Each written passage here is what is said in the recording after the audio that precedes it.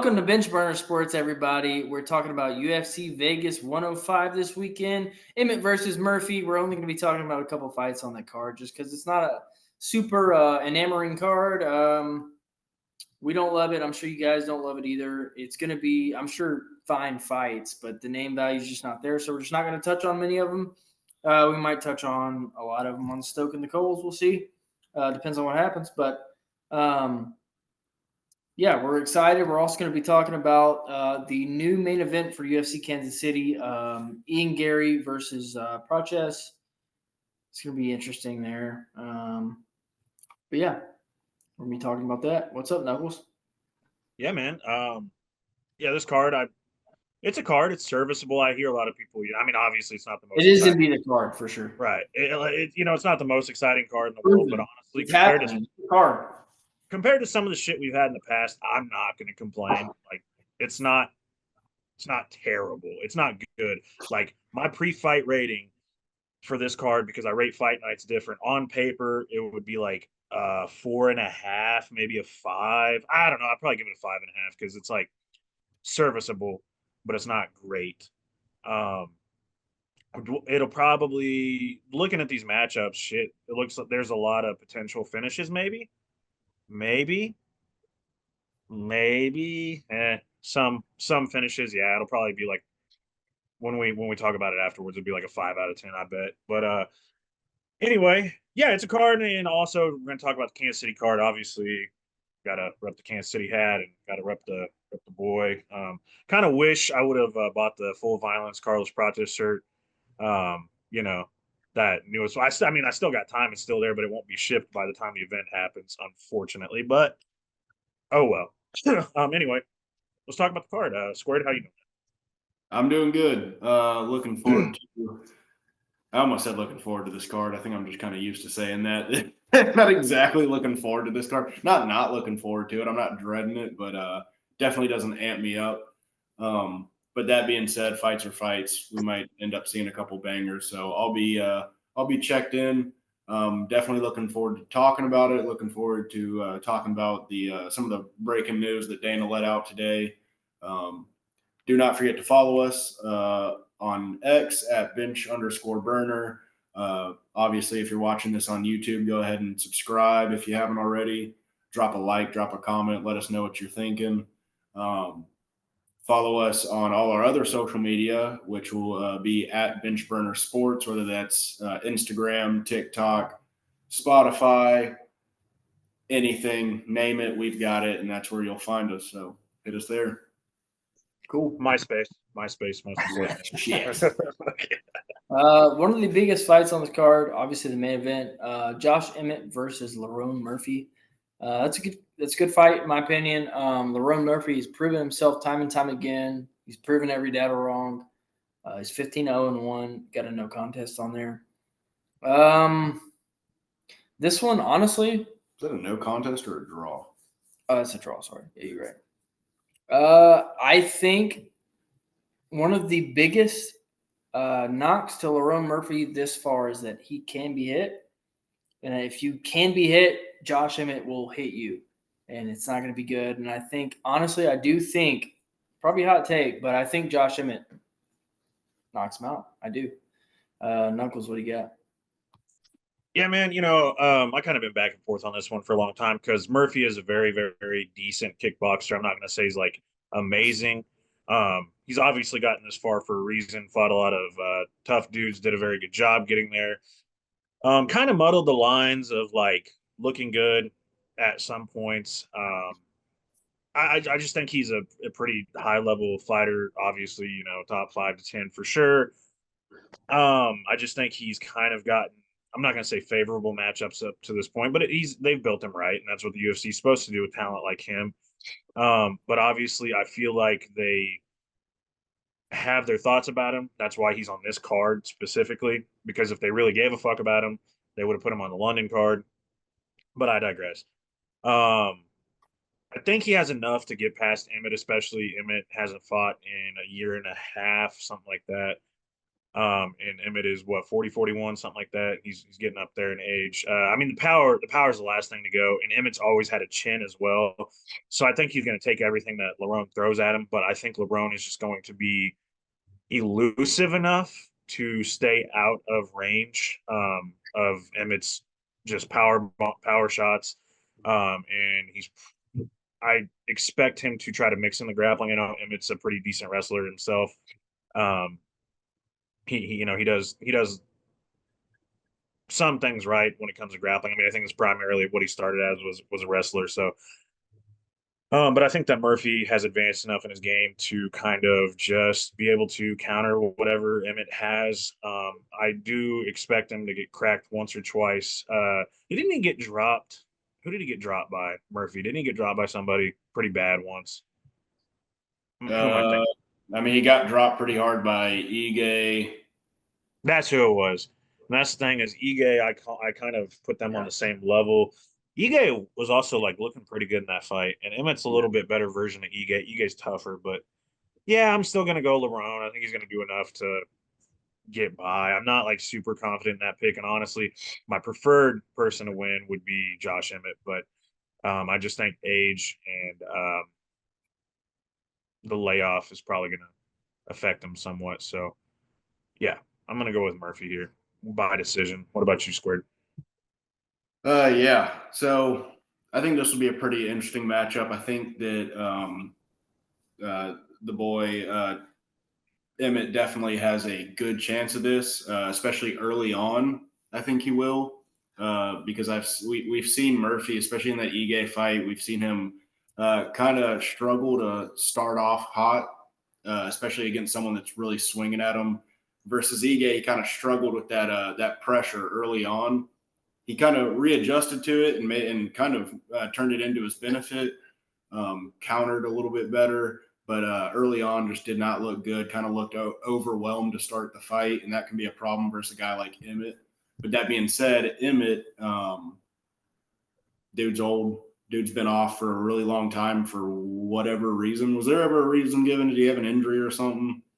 How do you go from having the most brutal knockout and then just being like, all right? No, I honestly, I just think he like. I mean, he probably, I would assume, was probably healing some stuff up, but he was doing like vlogs and stuff with like different. I saw him doing stuff with that Poppy Geo dude or whatever the fuck, the guy that impersonates like fighters knockouts and stuff. He was doing videos with him. He's been doing stuff like he's been active online. I just don't know if he's. I'm not sure. Weird. It's weird to do that, but anyways, I kind of am a little worried for him in that sense that he just is going to be a little rusty. Age might have caught up with him in the last what's it been, like a year and a half now since Something like that. Yeah, something like that. I'm going to go with Murphy. Not super confident in that, like you had mentioned. We've seen him get cracked pretty hard. We've seen him like hit the floor pretty hard. And Emmett's a guy that can do that to people, so that could be really bad for him. But I don't know if Emmett's going to be able to get that shot down. And yeah, I'm gonna go with Murphy probably by a decision. Definitely by a decision. Definitely by a decision. Yeah, I don't see him finishing it yet. No. Cool. Emmett's chance is gone, but yeah. I mean, that dude got absolutely slobber knocked by Ilya for 5 rounds straight. Oh yeah, I forgot about that. No, his chin's still there. Yeah, that motherfucker. Yeah, that was insane, dude. Has he ever been knocked out? A meat grinder. I think he's been TKO'd, but it's I thought he got knocked out fucking cold. Hold on, let me look up. Maybe, I don't know. Josh. Yeah, I know he got. I think he's been TKO'd, but I don't know if he's ever. Was it Jeremy Stevens? Jeremy Stevens. Jeremy Stevens didn't knock him out cold. I think it was like, I think he colded him, if I remember right. Yeah.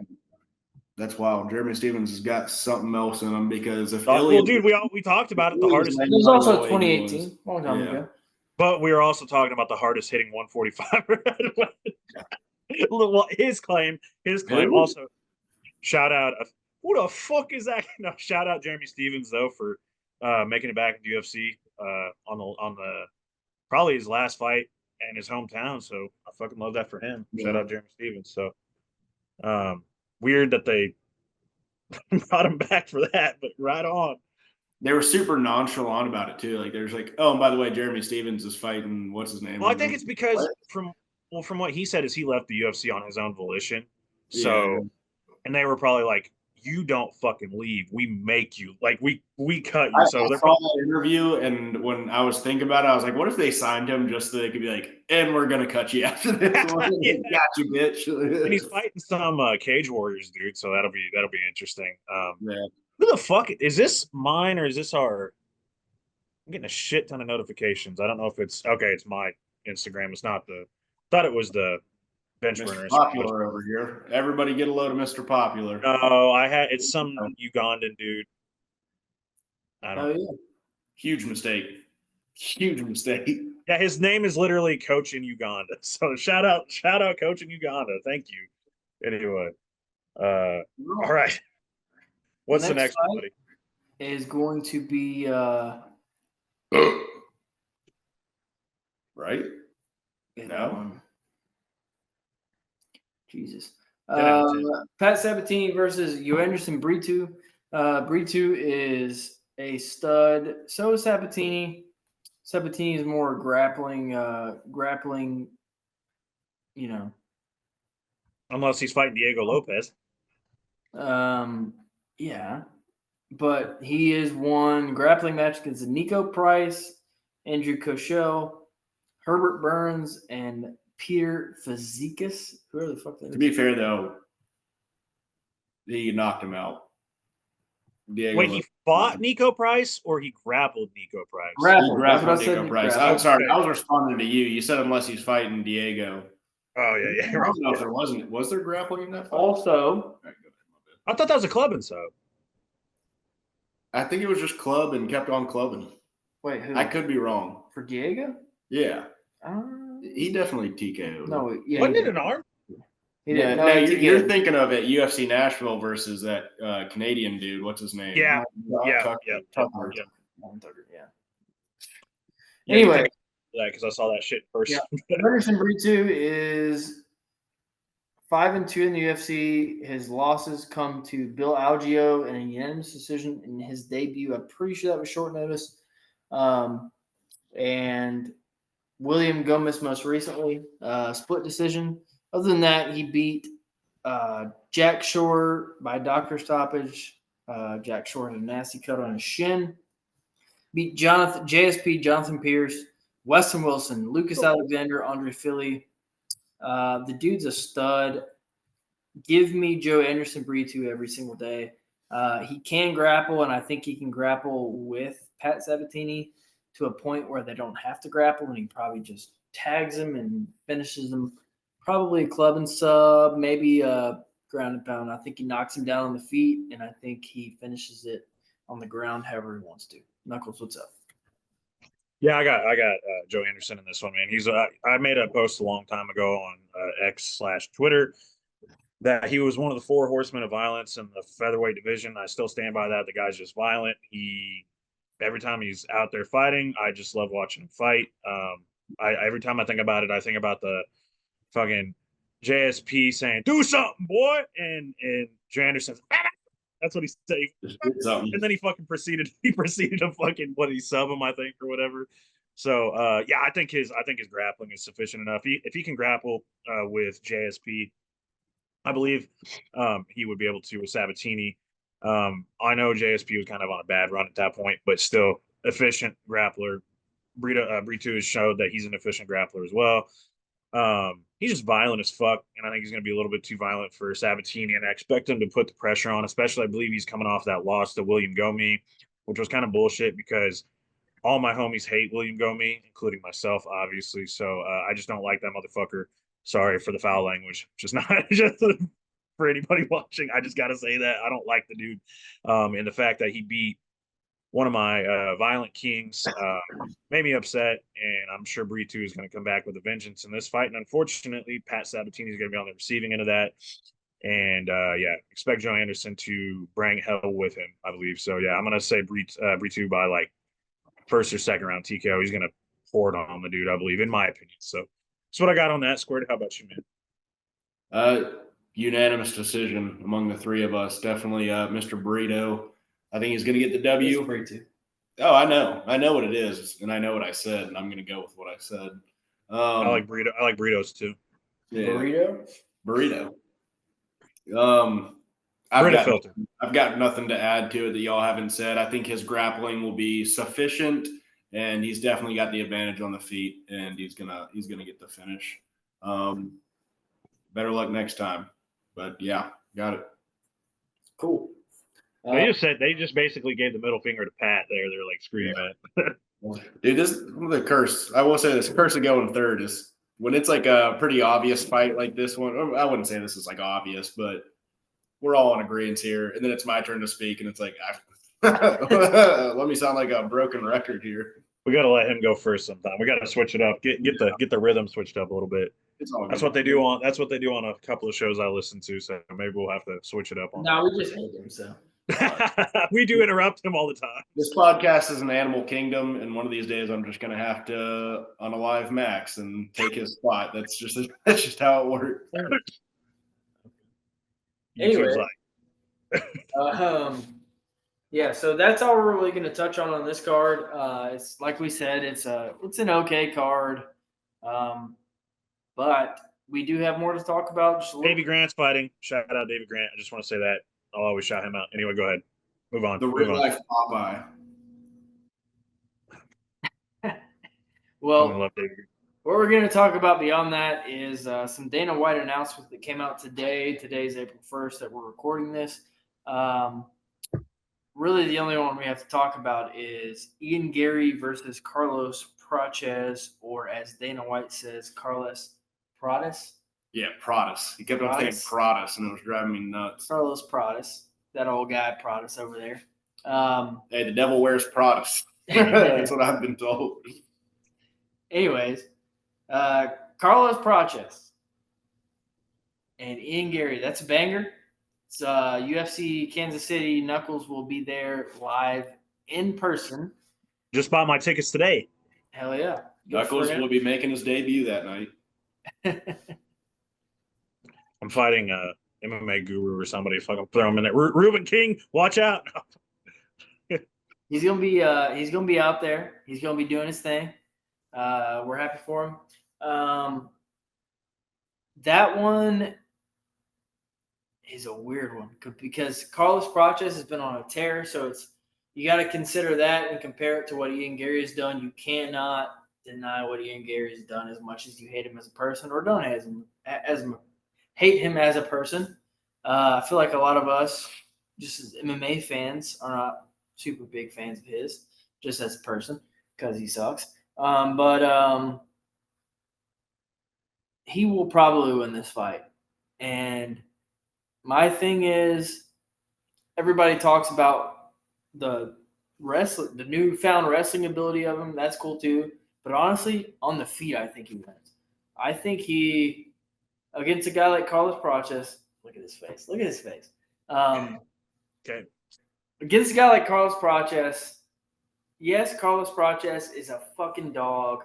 He knocks people out. But look at him fight. He hangs his hands down at his waist. And Ian Garry is just going to eat that alive because I think he is just a more technical striker. Carlos Prates probably has more power. Actually, not even probably. He does have more power.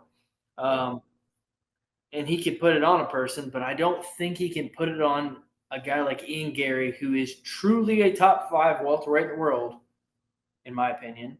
I just don't think he can quite, at this point in his career, I don't think he can quite put that on him the way that the fans would like to see, the way that it's going to go. It's just not going to happen, I don't think. I think Ian Garry, just initial thoughts, probably wins that by like unanimous decision, if not like I don't think he TKOs him. I think he wins it by unanimous decision.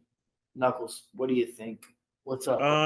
Early on, going into this, thinking about it, Prates, they're doing the right thing. I think I misspoke a couple weeks ago when we were talking randomly about the fighting nerds and stuff, and I thought that Prates was 30, like closer to 35. He's actually only like 31, a little bit advanced for the welterweight division to be at the bottom of the top 15. But also Sean Brady is 32 and doing what he's doing. So Sean Briggs in the UFC a long time though. Keep in mind. yeah, that's the thing. I mean, and they're this is a fucking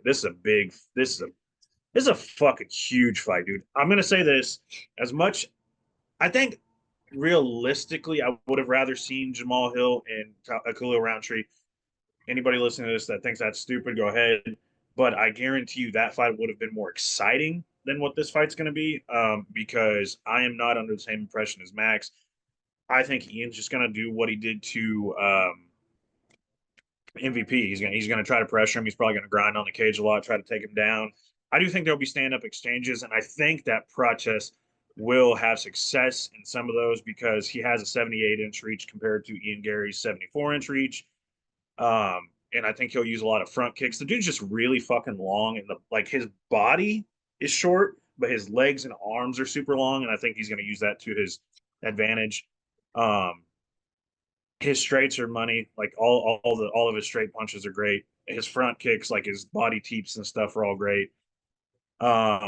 And also Ian Garry got dropped by Hibachi Chef, so that there's that. But I do think that first impressions, this is like fresh. This is literally like I've been busy all fucking day, and I found out like an hour ago or so that when I bought the tickets that this was like the new main event. And I was like, fuck yeah. So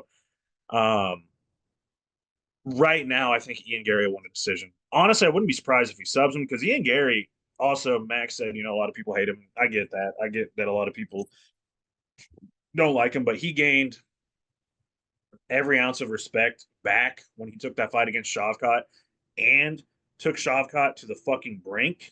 I was like, okay, this guy's pretty good. Now, there's rumors about the MCL tear, yada, yada, yada.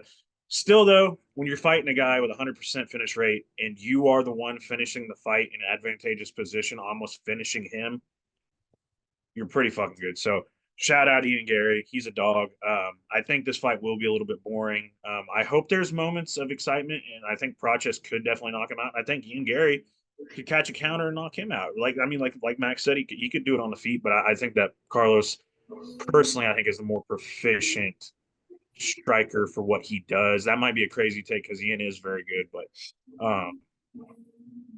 Ian being a true mixed martial artist versus Carlos being a striker, I'm going to take the pure mixed martial artist because he's going to be able to mix it up just right now. That's what I think. But all I know is that even if the fight's boring, I know that in person watching it, even if it is boring, you might hear some dumbass Kansas City people booing. I'm sure we're going to get that. I'm going to be at the edge of my seat just watching it because I'm blessed to see two dudes who are very obviously top 10 talent in this division, and one of them for sure will fight for a title one day. I'm pumped. I'm pumped. So, yeah. Also, catch me out in Kansas City. We'll talk more about that later when we get close to the event. Definitely going to be trying to talk to fighters and listeners and friends of the show. So, yeah. Also, potentially, if everything works out, might get a little live deal with our very first person we interviewed, Mr. James Flick. Might be meeting up with the dude, so we'll see what happens there. Hopefully that happens. We talked about it, but he's got his fight going on, so hopefully going to meet him maybe Friday night. I can make it down for the weigh-ins and maybe see the dude. So anyway, yeah, sorry, but I've taken up so much time. Squared, what do you guys say about that, man? Yeah, dude, it's an intriguing matchup to me because what I find most intriguing about it is in the striking realm. I'm kind of in the same train of thought that it could very easily not end up being a striking heavy fight, unfortunately. I hope that's not the case. I hope that if it does come to that where Ian's maybe shooting, that Carlos can just defend well enough to get that separation. They can go back at it. That might be wishful thinking. But what I find interesting about the striking is I feel like Prates has the length, but Ian's more of the lengthy fighter where he uses the length a little bit more. Not to say that Prates doesn't do it. Like you were alluding to the front kicks. that's an example of kind of using it. But I just feel like he's more the guy that tends to try to find that distant range and kind of pick, whereas Prates is getting in close and swinging. Dude's got Muay Thai tatted across his chest, so he's not afraid to get in the pocket. So that'll be kind of interesting to see how that plays out. But if it doesn't work to Ian's favor, I do think that he will start to shoot those takedowns, or maybe not even really so much takedowns as much as just pinning the guy up against the fence, which, man, I hope that's not the case. But since that's always going to be something in his back pocket, I'm going to have to go with Ian Garry, probably by decision. I don't think even if he does have success on the feet, I don't think he will knock him out necessarily. He can, of course, but I just don't see it going that way. So I'm going to go with what I feel like is the safe bet and say Garry by decision. Yep. Is this Prates? It's definitely his first UFC, but is this his first? There's no way it's his first 5-rounder ever. No, Neil Magny was his first 5-rounder, and he knocked him out. Oh yeah, that was okay. Yeah, it was in the Apex. But when did that end? I'm kind of first round. going against myself here. I'm kind of going against myself here, but Ian Garry's chin is not perfect. He got fucking dropped. It's true. Bad and wild by he also hasn't gotten dropped since then. Right. So I think he's gotten better with his movement. I don't. Also, Kenan Song hits like a fuck. Like as bad as he is, he's not a bad fighter, but as like not good as he is, he hits like a fucking train. I do like Kenan Song, but yeah. I picked Kenan Song in that fight, and when I think me and you both did. I bet on him heavy, and he was a heavy underdog. And when you saw him get dropped, you were probably like, fuck. Oh, dude, I went berserk. I was going nuts. But, dude, that's the thing. This fight is so interesting. I'm sure we'll have more to talk about it once it gets closer to time. It's just dude, it's an intriguing one. It's one of those intriguing ones because let me the fighting nerds are like on top of the fucking world right now. Like, you know what's crazy? I was thinking about this earlier with the fighting nerds. Is remember when like Caio Borralho was kind of like the only one, and now he's like the last. Yeah. And I love Caio. I'm not trying to disrespect him, but he's like the last one people think of now. Yeah, and he's the closest to the title. Yeah, it's kind of weird. But he's like the lead. But he's like vision too. You know, he's low key like the Mr. Miyagi. Like he's the leader, and that's the thing is he tries to go to all of their fights. He's the one that got him on the map, really. Yeah, like he was like, it's crazy. I've never seen, like, can we talk about that for a second? I don't think I've ever seen a gym. Just no one's ever heard of them ever. And then now all of a sudden they are just, no one can stop talking about them. They don't lose. If they lose, it's a surprise. Like, it's insane. I don't think any of them have lost yet, right? Except, I mean, not counting there's one. It's like Kane and Krzyzewski and fucking. Well, Bruna Brazil. And I saw recently they were like 18-0 or something. Not counting Bruna. No, so sorry, but it's funny. You don't count, babe. Those of you that don't know, I work in logistics. I have a buddy in Uzbekistan that I talk to on Telegram with, and we talk about fights all the time. I actually looked up their records here pretty recently. I could probably find it in our Telegram chat if I wanted to. Actually, I'm going to do that. Real quick. I looked it up and I did the math. Let me find the record. It's insane. Where's that? April Fools. April Fools, everybody. So Fighting Nerds last year were 41-9 as pros.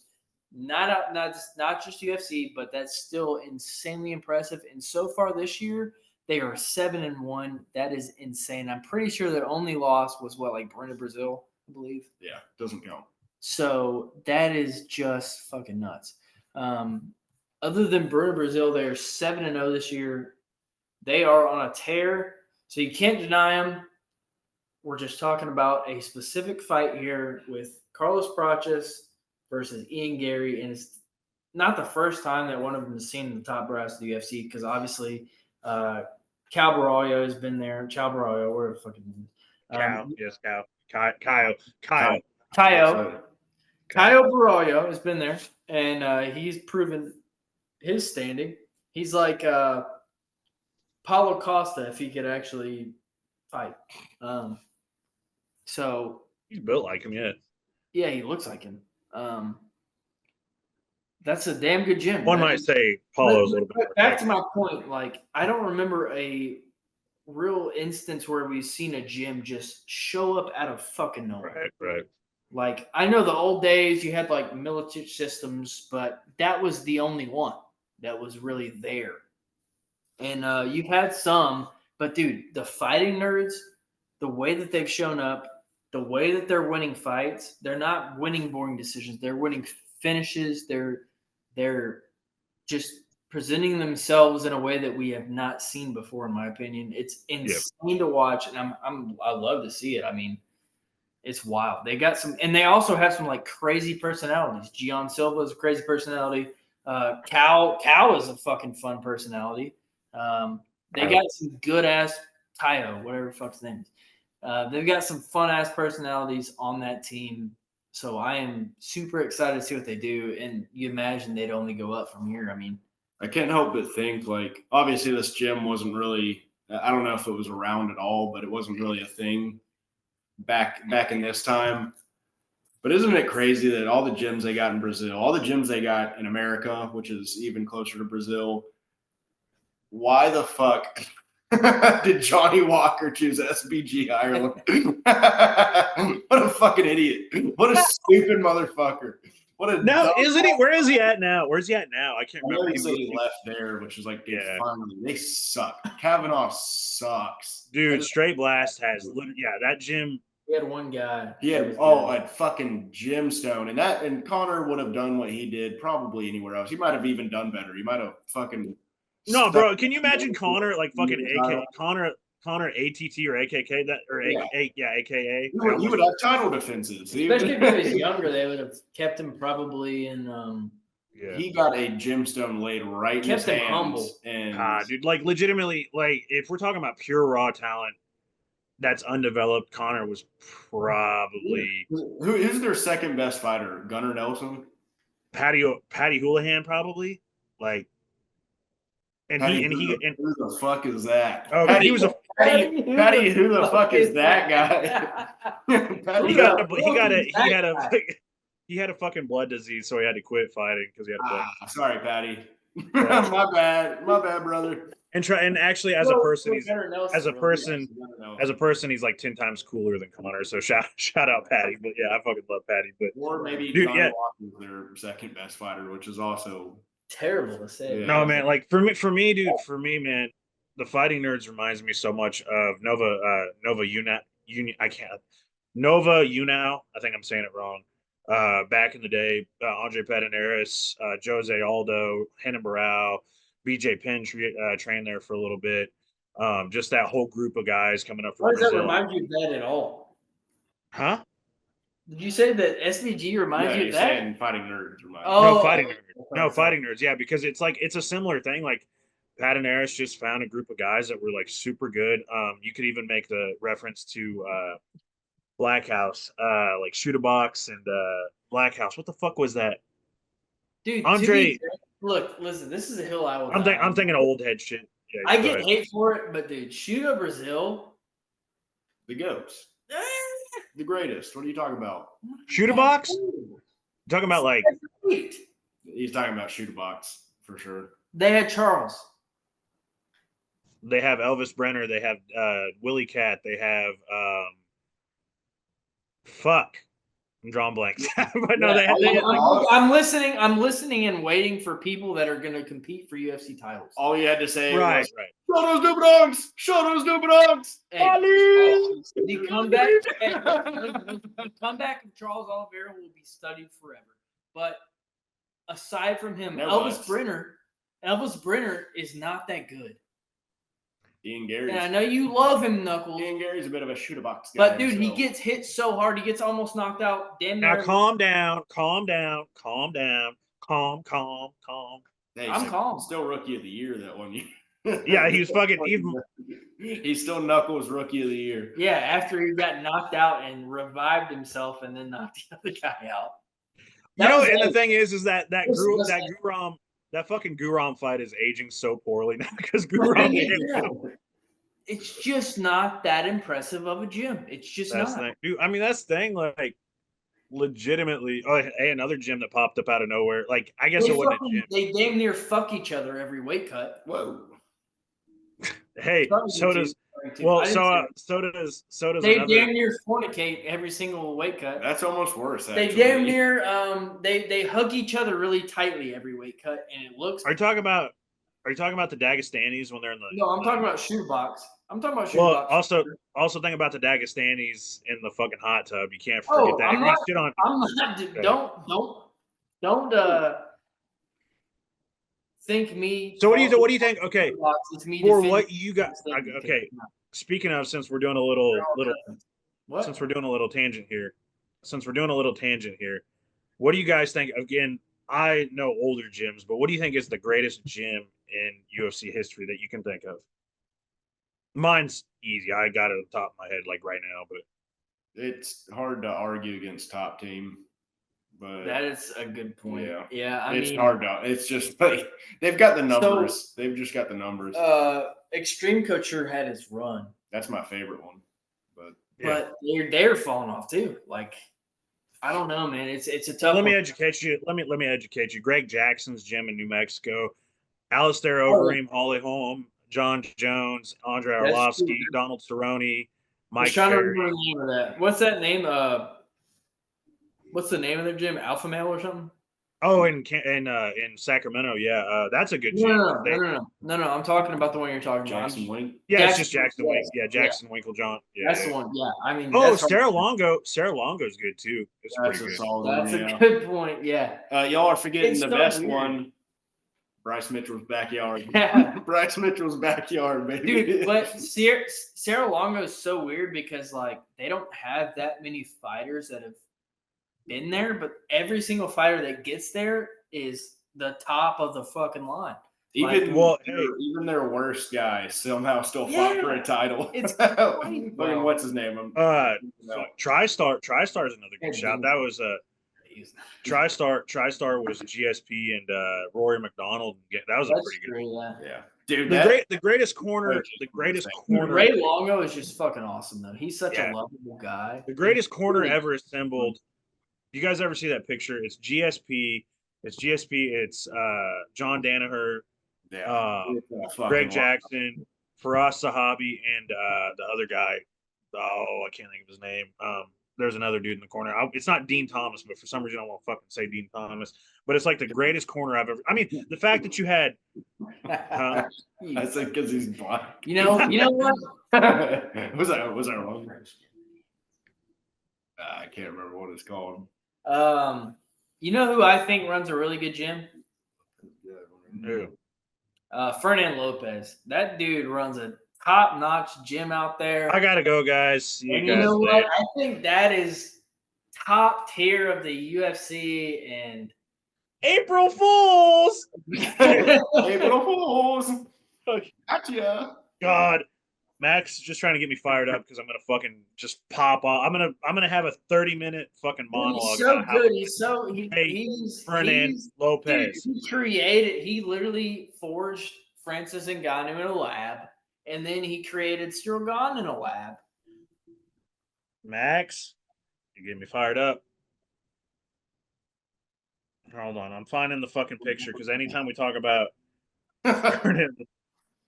All right. Yeah, he hates Fernand Lopez's fighters because they fight for Fernand Lopez. Yeah, don't fight for Fernand Lopez and I won't hate you. Like when Francis fought for him, I didn't care for him. Now they had a fucking choice, dude. There's other gyms in the world. Francis found one. In France? Okay. How small is Europe? Literally, you could drive 30 minutes and be in a different country. France legalized MMA 2 years ago. How many MMA gyms? Okay, what I said stands. You could drive 30 minutes and be in a completely different country. Dude, Francis Ngannou literally told his story of living on the streets, couldn't afford anything, and then had to go fight with Fernand Lopez because he didn't have a fucking choice. Good for him. He shouldn't have fought with Fernand Lopez. That's his problem, not mine. Jesus Christ, you're insane. Hey man, don't shoot the messenger, man. I'm just putting it out there. Ferdinand Lopez, man. He just don't train like him either. But your argument of dislike, now you like Francis. Would you like Cyril Gane if he went and fight for fucking Eric Nixick? No, because he's Cyril Gane. That's completely different. It doesn't count. I don't like Cyril Gane. I just don't like Cyril Gane. But like, well, also, do you notice I don't like most Factory X fighters, so it's just not like. All right, guys. So to end this, we're gonna do a little rapid fire thing real quick on the main card. We're gonna do the undercard, but this card is gonna be honest as shit. So yeah, we're not gonna do the undercard because we didn't. I mean, we knew most of the names, we just didn't know shit about them, so we're going to stick to the main card. And even the main card has some people we don't know a ton about. So yeah, let's start with Therese Finney versus Robert Valentin. Just rapid fire. Max, who do you got? I'm gonna go with Torres Finney here, just because he's undefeated and I like the way he looks. Square. Go ahead. Yeah, give me Finney. I'm gonna go with Therese Finney too. All right, next one up is two old men, Brad Tavares versus GM3, Gerald Mearshart. What do you guys got in this, Max? Who do you got? I got GM3. Let me get GM3 train rolling again. I think he just subs him pretty quick. I don't know. Word. Give me the Shark, GM3, baby. Right on. I'm going to go with Brad Tavares on that one. Kennedy and Chukwu versus Martin Budai. Max, who you got on that? Give me Kennedy. Just seems like a fight that Kennedy wins. He's so inconsistent, but this is the type of fight where he goes in. People think he's going to lose. He's going to win. Squared. Thinking the same thing. Give me Kennedy. I'm gonna go Kennedy. Yeah, I think he's better at heavyweight. So yeah, I agree. Alien Romulus, or sorry, Cortavius Romeus versus Cho Hang. What the fuck is the guy's name? Is it Ko Hang? Lee Chang Ho. Chang Ho. Chang Ho. Lee Chang Ho. Mr. Ho. Who do you guys got? Max. Give me that Ho. Give me that Ho. Squared. I'm gonna go with little Romeo over here. I'm gonna stick with the Ho man, the big Ho myself. I do like Mr. Romulus or whatever the fuck his name is.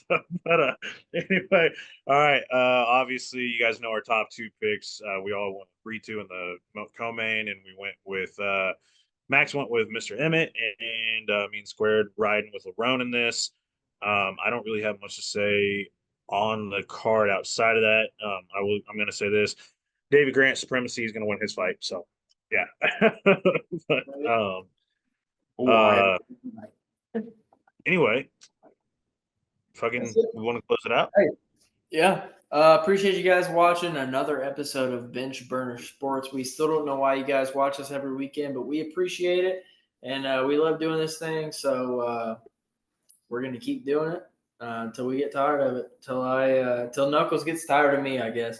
I've already gotten tired of him. Yeah, well, he's still here. Appreciate you guys hopping in for another episode. Make sure to tune in to Knuckles. I'm sure he will have some little featured content in UFC Kansas City. It's going to be fun to see that.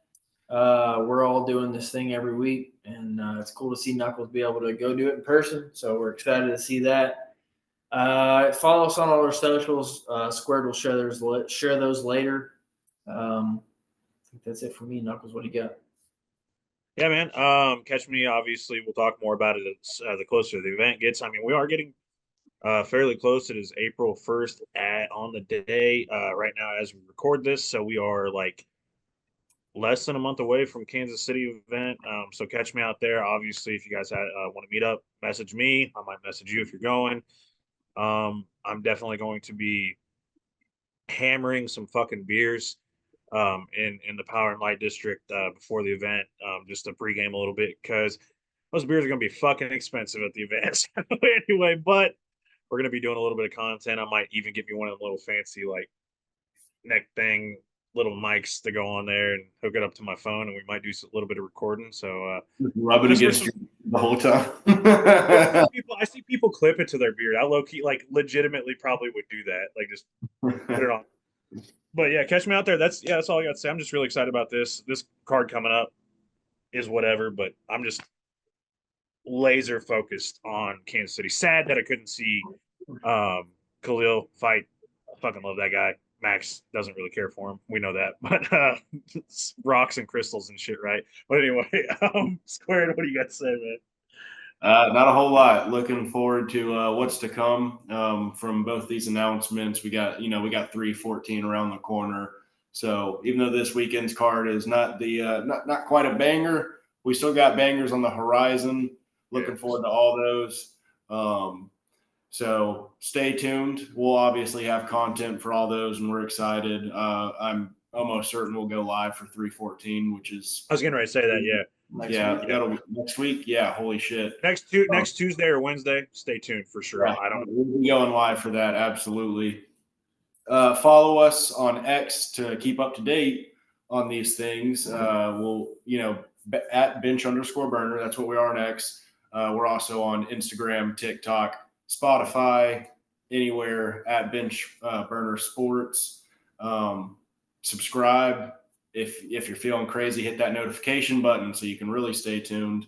Whatever platform you're watching this episode on, feel free to leave a comment. Let us know what you think. If you disagree with us on anything, agree with us, have any of your own thoughts, we'd love to hear them. So drop them there, and we appreciate y'all. Love y'all. Peace out, guys. Peace.